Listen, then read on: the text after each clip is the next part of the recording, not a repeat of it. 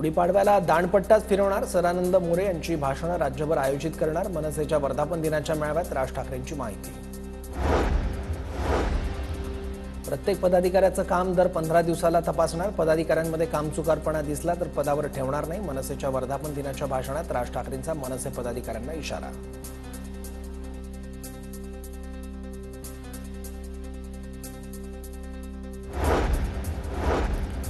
गौरव आहुजाच्या medical रिपोर्टमध्ये अल्कोहोलचं प्रमाण, कराडमध्ये केलेल्या medical रिपोर्टमध्ये अल्कोहोलचं प्रमाण आढळल्याची सूत्रांची माहिती। गौरव आहुजाचा मित्र भाग्येश ओसवालला येरवडा पोलिसांकडून अटक, ओसवालच्या मेडिकल रिपोर्टमध्ये अल्कोहोलचं प्रमाण आढळलं। आमदार किरण सावंतांचं विकास कामांसाठी पंतप्रधान मोदींना पत्र, सावंतांची पत्राद्वारे मोदींना मतदारसंघाचं पालकत्व घेण्याची विनंती, तर रत्नागिरीत टेस्ला प्रकल्प आणण्याचीही विनंती। कृष्णा आंधळे केस पोलीस ठाण्यात सर्रास वावरायचा, आंधळेला पोलिसांचं तसंच राजकीय पाठबळ होतं, धनंजय देशमुखांची प्रतिक्रिया, आंधळे कुठे आहे हे पोलिसांनी सांगावं, धनंजय देशमुखांची मागणी। माझ्या वडिलांच्या हत्येसाठी मदत करणाऱ्यांना देखील सहआरोपी करा, वैभवी देशमुखांची मागणी।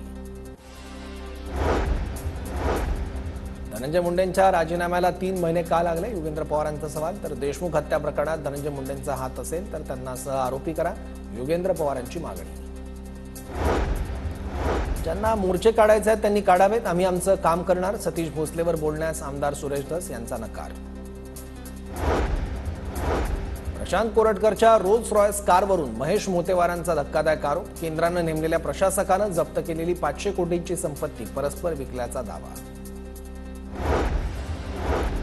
एकनाथ शिंदेंना शिवसेनेमुळे सोन्याचे दिवस आले, शिंदेंच्या सोन्याच्या चमचा वक्तव्यावरून संजय राऊतांची टीका।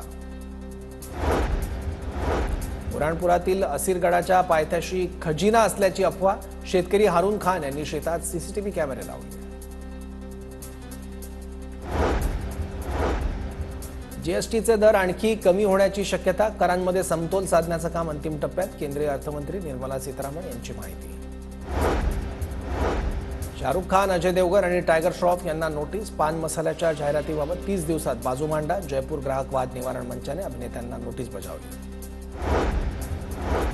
मुंबईच्या तापमानात दिवसेंदिवस वाढ, आजपासून पुढील 3 दिवस मुंबईसह ठाणे, रत्नागिरी आणि रायगडला उष्णतेचा येलो अलर्ट, नागरिकांना काळजी घेण्याचं आवाहन।